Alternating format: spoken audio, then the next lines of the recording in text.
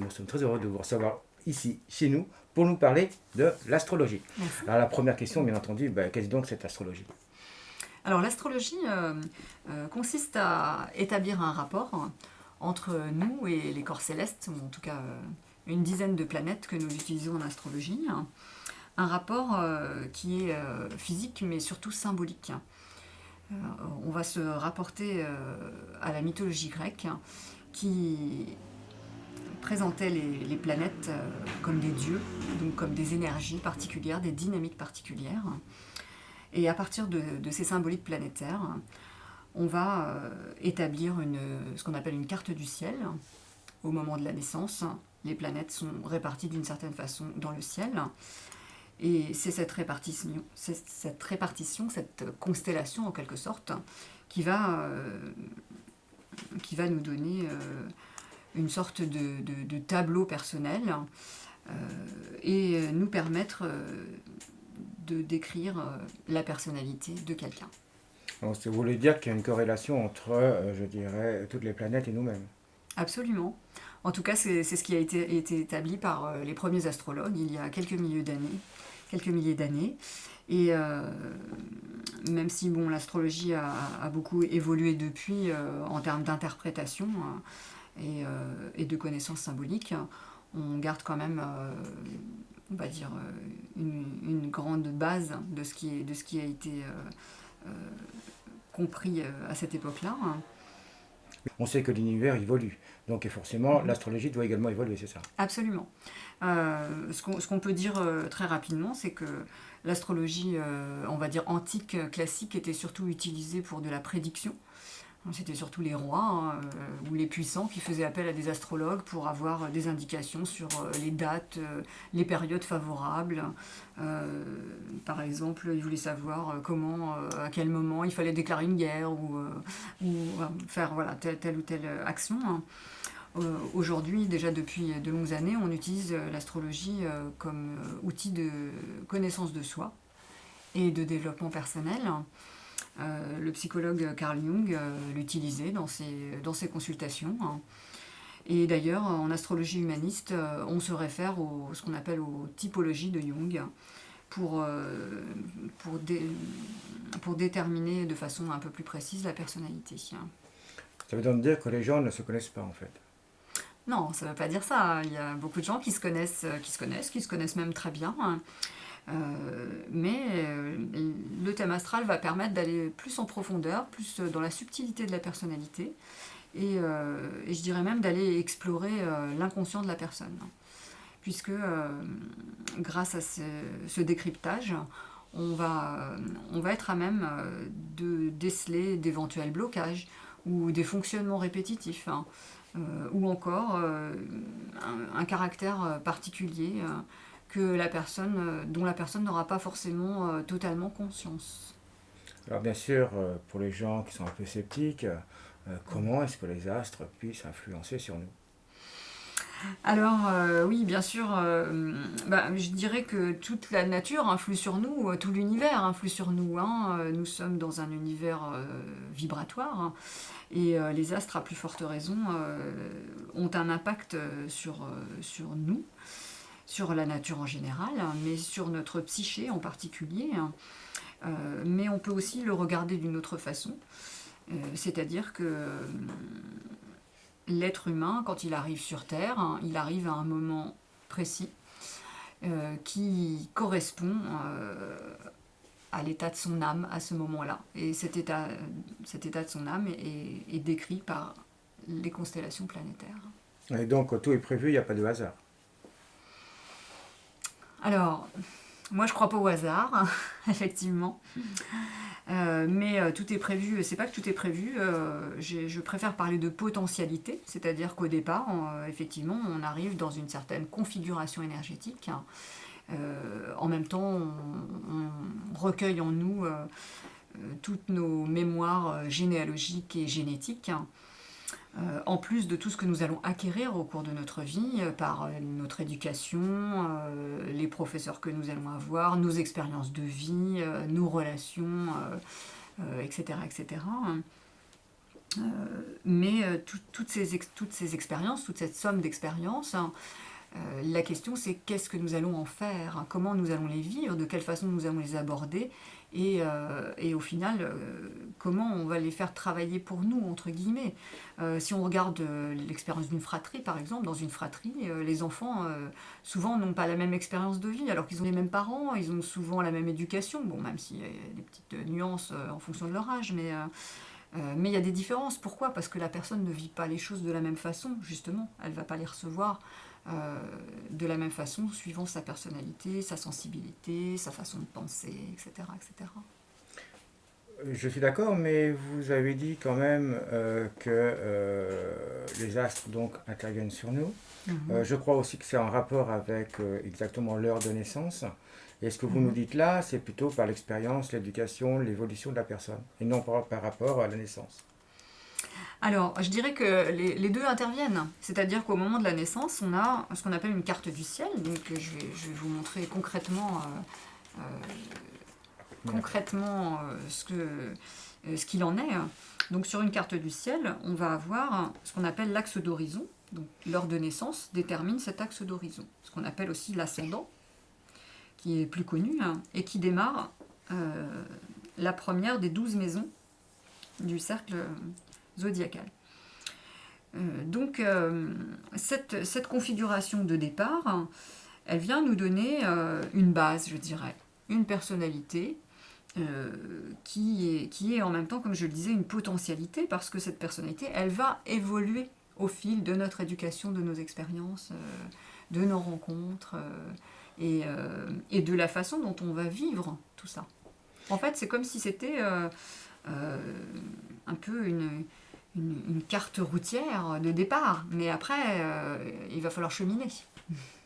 Alors, si je parle un peu de chemin de vie, je pense que j'en suis pas très loin. Tout à fait. Donc ce chemin de vie, il est tracé, mais bien sûr, on peut quand même modifier, bifurquer par rapport à notre propre connaissance. Oui, alors je dirais, il est tracé dans les grandes lignes, dans la mesure où on peut considérer que l'âme a une sorte de mission de vie. En tout cas, elle aurait quelque chose à réaliser dans son incarnation. Et ce que la personne, je dirais, a à sa disposition, c'est le libre arbitre de travailler sur ses propres énergies et de les transformer comme elle peut, avec toutes les aides qu'elle va pouvoir trouver autour d'elle. Quand je dis les transformer, par exemple, sur le plan émotionnel, quelqu'un qui va avoir des difficultés sur le plan émotionnel, par exemple, qui va avoir de grandes difficultés à s'exprimer, hein, pour donner un exemple, il y a des possibilités aujourd'hui multiples pour pouvoir trouver un certain épanouissement, et puis à travers peut-être des activités, à travers des prises de conscience sur soi, hein, à un moment, être en capacité de se libérer et d'être beaucoup plus à l'aise avec sa sphère émotionnelle. Tout à l'heure, vous avez parlé de réincarnation. Oui. Est-ce que là, avec l'astrologie, on peut connaître nos vies antérieures ? Il y a une astrologie qu'on appelle l'astrologie karmique, effectivement, qui est spécialisée en la matière. On utilise ce qu'on appelle l'axe des nœuds karmiques, hein. On peut le voir ici sur le graphique avec le nœud nord, le nœud sud. Mais on va aussi aller regarder différentes maisons ou domaines du thème pour scruter d'un petit peu plus près les vies antérieures, ou en tout cas les vies antérieures qui ont un intérêt dans cette vie-ci. Après, effectivement, on n'a pas forcément abordé ce sujet-là. Ça dépend si la personne est réceptive à cette idée-là, hein, si elle y croit, ou en tout cas si elle se dit pourquoi pas. Hein. On va pouvoir regarder les choses sous cette approche. Hein. Est-ce qu'il y a vraiment besoin d'y croire, ou est-ce que quand même c'est une science qui est vraie ? C'est difficile de trancher sur les questions. Il y a énormément d'enquêtes, de faits sur la réalité des vies antérieures. Il y a aussi d'autres cultures, d'autres civilisations qui prennent pour acquis le fait qu'on ait des vies antérieures, hein, en particulier dans les civilisations orientales. Maintenant, les vies antérieures, c'est complexe. Parce que on peut aussi se dire qu'à travers notre patrimoine génétique, on est déjà représentatif de la vie de nos ancêtres. Donc c'est aussi une forme de vie antérieure, entre guillemets. En tout cas, on porte des mémoires qui viennent déjà d'autres vies, de cette façon-là. Sans parler de notre âme qui reviendrait à différentes époques de façon très autonome. En fait, je parle également de la véracité de l'astrologie. Mhm. Ah oui, ben, l'astrologie, effectivement, est jusqu'à présent très controversée, mais je dirais qu'elle est aussi très utilisée par des personnes extrêmement pointues et même scientifiques, mais plus effectivement dans le domaine ésotérique, hein, voire le domaine des sciences occultes, hein, parce que effectivement on travaille avec la symbolique en astrologie. Et la symbolique, c'est quelque chose qui n'est pas palpable, on va dire, enfin, c'est difficile de prouver quelque chose sur le plan physique, scientifique tel qu'on l'entend aujourd'hui, hein, effectivement. Moi, je dirais simplement que ça fait plus de 35 ans que je réalise des thèmes, hein, que je fais des entretiens et que je constate que c'est un outil formidable. Alors aussi formidable soit-il, on a quand même du mal à comprendre pourquoi et comment les planètes, même si on sait qu'il y a le magnétisme, l'électromagnétisme, etc., puissent influencer sur notre vie et surtout par rapport à notre date de naissance. Eh bien, on connaît tous l'influence que la Lune peut avoir sur notre vie ou nos personnalités. La Lune n'influe pas seulement sur les marées, mais elle influe sur les individus. C'est quelque chose là qui est largement prouvé en tout cas. Donc si la Lune peut nous impacter, pourquoi pas les autres corps astraux? Oui, tout à fait, mais elle change au fil du temps de notre chemin de vie. Par contre, là, notamment l'astrologie, vous partez essentiellement du point de la naissance de la personne. Ah non, pas seulement, hein. Parce que là, effectivement, on part de la carte natale, du moment de la naissance, mais on peut établir un thème à tout moment et utiliser ce qu'on appelle les transits, autrement dit les passages planétaires, hein. Et d'ailleurs, la révolution solaire, hein, qui est le moment où le Soleil revient sur le thème de naissance, on peut voir ici, là, on a le thème de naissance au centre, et on va avoir la révolution solaire autour. Donc les planètes, au moment de l'anniversaire de la personne, vont se répartir de façon très différente par rapport à son thème natal et vont nous permettre de savoir quels sont les domaines, on va dire, qui sont sous le projecteur pendant cette période entre deux anniversaires. Alors, qu'est-ce qui peut influencer le plus et complémentaire? Alors, j'ai un petit peu de mal avec ce terme d'influence en fait. Moi je dirais plutôt que ce qui est intéressant, c'est de connaître la place et surtout le rôle que vont jouer certaines énergies à un certain moment pour pouvoir soit peut-être mieux utiliser ce qu'on a à sa disposition, mieux s'orienter, mieux comprendre dans quelle configuration on se trouve à un moment donné. Pour moi, c'est vraiment un outil, c'est pas quelque chose qu'on doit subir, hein. Effectivement, autrefois, l'astrologie, c'était très fataliste. On était dans une optique de, bon ben voilà, le destin est inscrit là et on doit faire avec, quoi. Et c'est pas du tout mon approche. Je pense qu'effectivement, il y a autour de nous une somme d'influences diverses et variées qui sont toutes énergétiques d'une façon ou d'une autre. Mais nous-mêmes sommes des émetteurs-récepteurs, donc nous recevons des énergies et nous en transmettons aussi, nous en rayonnons, hein. Et donc dans cette fonction que nous avons, hein, où il y a des entrées et des sorties, c'est comment chaque personne va gérer ses entrées et ses sorties, de quelle façon elle va pouvoir les accueillir ou au contraire faire un tri, faire un filtrage pour pouvoir cibler certaines actions, certains comportements, etc.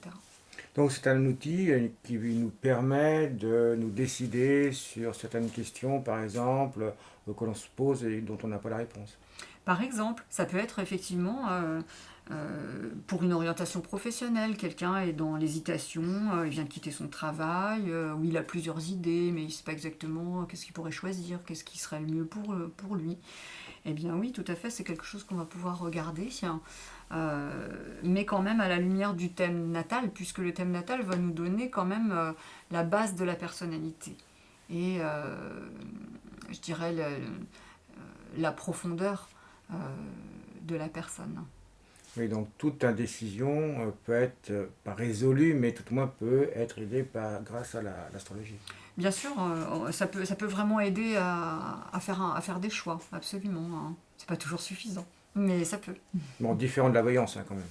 C'est très différent. Alors même si l'astrologie est aussi utilisée pour la prédiction, il y a des astrologues qui font des calculs très précis, hein, qui peuvent même vous donner des dates sur des événements. Moi, c'est pas ma pratique, hein. J'utilise vraiment l'astrologie comme outil de connaissance de soi et de développement personnel, voire spirituel. Mais effectivement, la différence, c'est que dans le cadre d'une voyance, on va vous dire, bah voilà, il va se passer ça, il va se passer ça, il va se passer ça. Dans le cadre d'une étude plus psychologique, on va vous dire, bah voilà ce qui se passe en ce moment, voilà ce qui semble vous influencer ou avoir de l'importance, ou en tout cas ou vous bloquer, ou au contraire vous aider. Comment vous pourriez composer avec tout ça? Et donc là, on vous redonne un libre arbitre quelque part. En tout cas, c'est pas qu'on vous le redonne parce que vous ne l'avez jamais perdu, mais en tout cas, on prend en compte votre libre arbitre et surtout votre capacité à choisir par vous-même et à choisir la façon dont vous allez utiliser ces énergies. Oui, c'est comme un guide. Oui, je trouve que le mot convient bien, oui.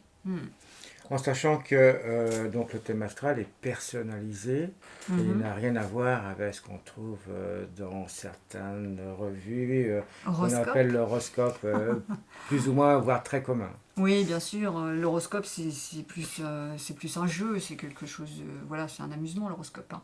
Bon, il y a des gens, ils aiment bien entendre leur horoscope tous les matins, hein, pourquoi pas.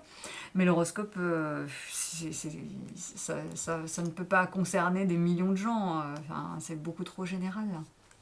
Alors, autrement, concrètement, j'ai envie de savoir comment dois-je faire et comment se déroule surtout une séance avec vous. D'accord. Alors, une séance avec moi va se dérouler sous forme d'entretien, où il y aura un échange et je dirais une conversation autour de ce thème de naissance, voire de la révolution solaire si c'est la demande de la personne. La consultation dure 1h30. Et en général, je reçois les personnes chez moi, mais je peux aussi me déplacer. Il m'arrive, pour des personnes pour qui ça peut être un petit peu compliqué de venir jusqu'à Cugan, puisque j'habite à Cugan, tout près de Clisson. Donc Clisson, c'est le 44, Cugan, c'est le 85. Et je peux aussi faire des consultations par Skype, ça m'est arrivé. Éventuellement par téléphone, mais enfin, vraiment, c'est moins, je trouve que c'est moins agréable. Il faut une interrogation précise, des questions. Pas forcément. Je peux avoir des demandes sur la globalité du thème où la personne veut simplement avoir une image générale de sa personnalité. Mais souvent, c'est plutôt des questions précises sur le domaine sentimental, professionnel, les relations familiales, le mode de vie, etc. Les difficultés de la société actuelle. Par exemple. Alors je ne dirais pas un petit peu comme la voyance, mais plus la société va mal ou croit aller mal, plus elle a besoin de vous. Pas forcément, je dirais que c'est pas forcément des gens qui vont mal qui viennent me voir, hein. C'est aussi des gens qui souhaitent s'épanouir un peu plus, se développer, se connaître mieux. Donc c'est pas forcément parce qu'ils vont mal. Pas toujours. Quel renseignement avez-vous besoin lorsqu'on vient vous voir? Alors, la date, l'heure et le lieu de naissance. Important. Essentiel. Pourquoi? Alors, parce que c'est à partir de là qu'on peut tracer une carte du ciel, comme vous pouvez la voir ici. Si on n'a pas l'heure de naissance, si on n'a que la date et le lieu, on aura uniquement les planètes sur les signes. On n'aura pas les maisons. Bon, on pourra quand même, je dirais, en retirer un certain nombre d'informations. Mais ça ne sera pas aussi complet que si on a l'heure de naissance. Et en sachant que, d'après ce que j'ai compris, les maisons sont associées entre elles et peuvent différer par rapport à d'autres, bien entendu. En fait, par rapport à l'heure de naissance, les maisons vont se poser à un certain endroit du zodiaque. C'est-à-dire, par exemple, si vous êtes né le matin très tôt, votre soleil il va se trouver ici au niveau de l'ascendant. Et donc, si vous êtes du signe du bélier, l'ascendant sera là, dans le bélier, il sera ici. Mais si vous êtes né à une autre heure de la journée, l'ascendant va se trouver plus loin sur le zodiaque. Tout à fait. Et donc par rapport à ces changements-là, associés au reste du thème astral, ça peut modifier, bien entendu. Absolument, ça va modifier la personnalité, enfin le décryptage de la personnalité, oui, absolument. Ouais. C'était là ma question. Si on veut vous retrouver, qu'on a besoin de vos services, en sachant que tout le monde peut avoir besoin de vos services, comment fait-on? Alors, il suffit de me téléphoner, par exemple, au 06 52 70 80 21. On peut aussi m'écrire sur mon adresse mail, lescartesdevotreCiel@gmail.com. Bon, écoutez, merci beaucoup. Merci à vous.